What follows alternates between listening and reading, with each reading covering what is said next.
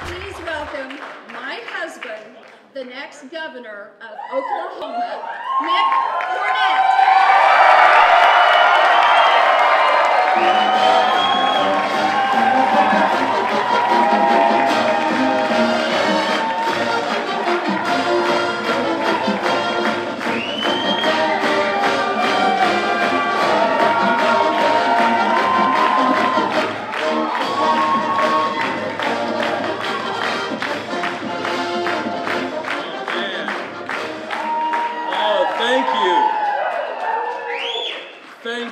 There are not enough thank yous for me to distribute tonight, because I know each and every one of you has played a role.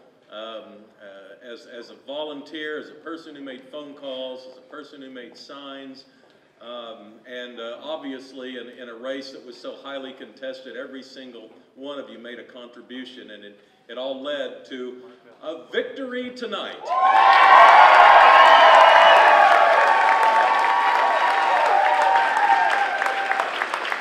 Oh, I've got, as I share this with you, I want to share this with a few other people. If you're related to me and you want to admit it, come on up here on stage. I know I have a lot of family that are here tonight, and as I've known ever since I started getting into politics, this is a lot harder on the rest of the family than it is the candidate. I can take it, but boy, it's really hard on those that are around you. So how about a round of applause for those that are coming up here right now? Come on up, come on up.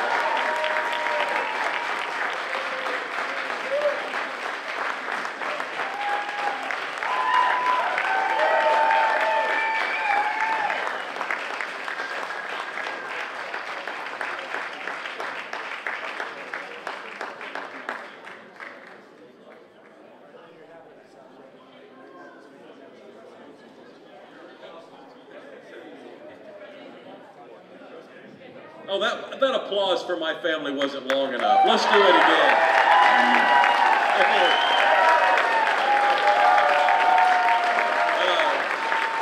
It's great to be here. And we had an incredible campaign team. This group of people that has been with us for, in many cases, over a year.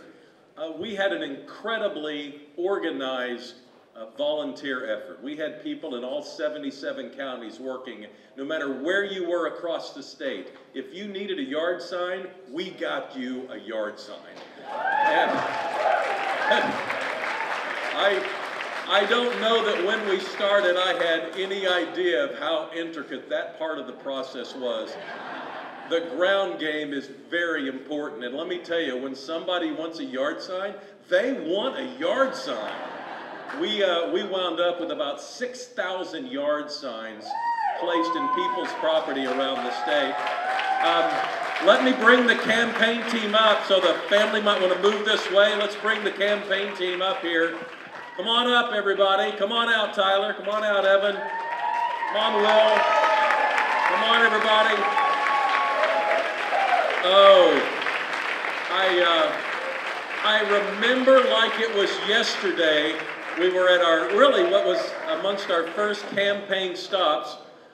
Terry and I went into a convenience store in Boca Chica. Now, there were several trucks outside. It looked like maybe some truck drivers were inside, and I was just getting my feet wet. I mean, it was a significant step just to walk up to somebody and introduce myself and tell them I'm running for governor. And so this was like the first chance that I had a chance to do that. And so I walked up to this group of people who looked like hard-working Oklahomans. I mean, they were wearing overalls and sitting there drinking their coffee, and they had no idea who I was. And I walked in and said, "I'm MIck Cornett, and I'm running for governor." And the guy looked back at me and said, "What party are you?" And I was thinking, boy, if this is the wrong answer, this campaign may end very quickly. I said, "I'm a Republican." He got a big smile and says, "That's the right answer."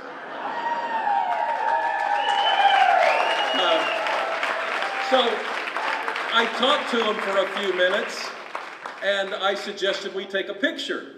and they didn't want any part of a picture. One of them in the back said, "I've got 2 girlfriends looking for me. We aren't taking any pictures." I said, "Okay." Just then Terry walks in. I introduced Terry to the group. Suddenly they want to take pictures. It was our first campaign stop, and I owe it all to the guys in Cheetah that gave me the confidence to continue forward. We got to the southwest part of the state in a town named Duke. There are 400 people in Duke, and 100 showed up to hear us speak. Yeah.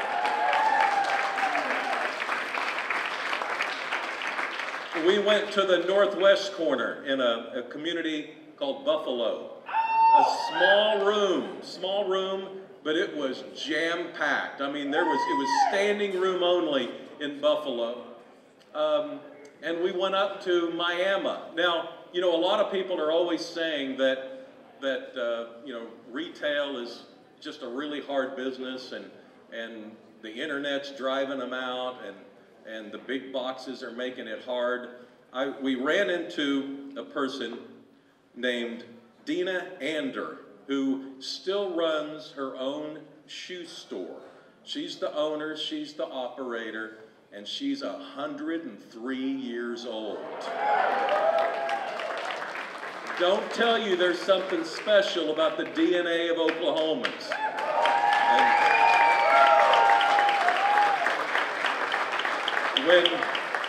When your entrepreneurs are 103, you're in really good shape. Going forward, we feel really good about this campaign. And I gotta say that through the 25 to 30 forums and debates that we've held, they will really test and push candidates to give it their best. I think it was excellent preparation, not just for tonight, but what lies ahead. And before we move forward tonight, you know, there were 10 in the Republican primary who I got to know. It would be fitting if we gave a round of applause to the 8 whose campaigns ended tonight. Because,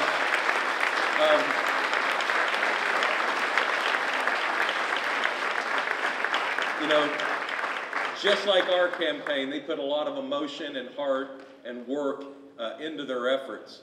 And as we advance forward, we carry a lot of the relationships that we built during this last year forward too. You know, what did I learn? No one in Oklahoma seems to be giving up on this state.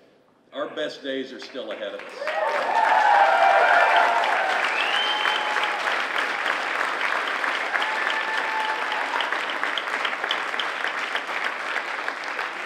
People want more transparency. They want more accountability.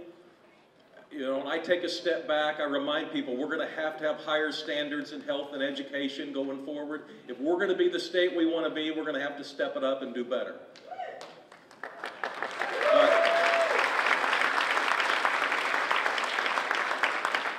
We've also got to invest in our infrastructure. We got to work on criminal justice reform. And we're badly in need of a cultural change down at the state capitol.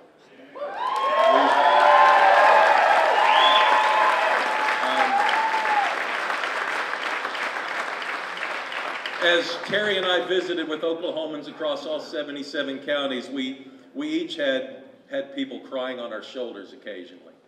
People that love this state just as much as we do, and they don't want to give up. But they're tired of the politics. They're tired of the urban versus rural, and Oklahoma City versus Tulsa, and Republicans versus Democrats, and Republicans versus Republicans, and House versus Senate. I mean, we can do better than this. And the people of Oklahoma expect us to do better than this. We need to start governing at the state capitol.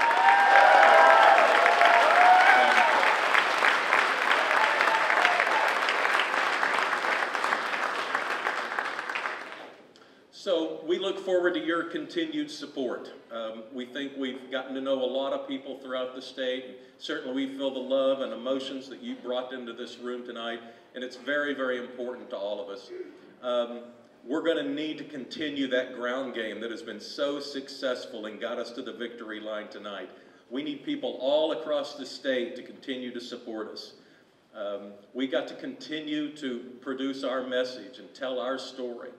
You know, when you look back at the results tonight, we're extremely appreciative of the citizens of Tulsa and the Tulsa suburbs on their receptive nature of the mayor of Oklahoma City running for governor.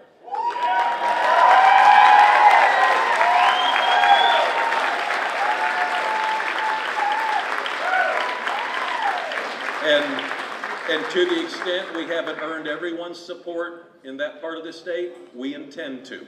We're going to continue to work really, really hard.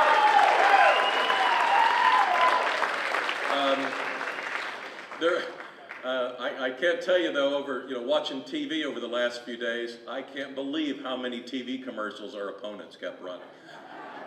I mean, wow! Every time we turn on the TV, it just seemed like an endless string of TV commercials for other candidates.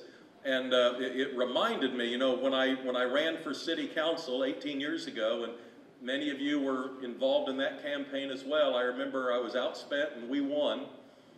And then 3 years, yeah, and you were there. And then 3 years later, I ran for mayor and we were outspent and we won.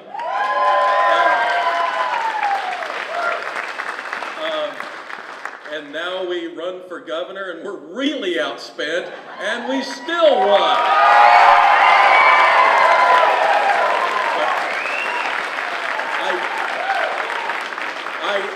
I can't help but think, though, I'm not sure this is a sustainable model.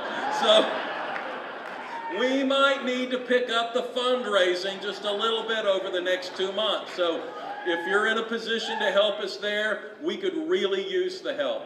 We'll end the night the same way I started this presentation. That is by just saying thank you. All the sweat, all the effort that you all put into this race was felt, appreciated, and shows in the returns tonight. We couldn't be more elated to be advancing on to the next stage, and we are one step closer to being the governor of Oklahoma. Thank you so much. Thank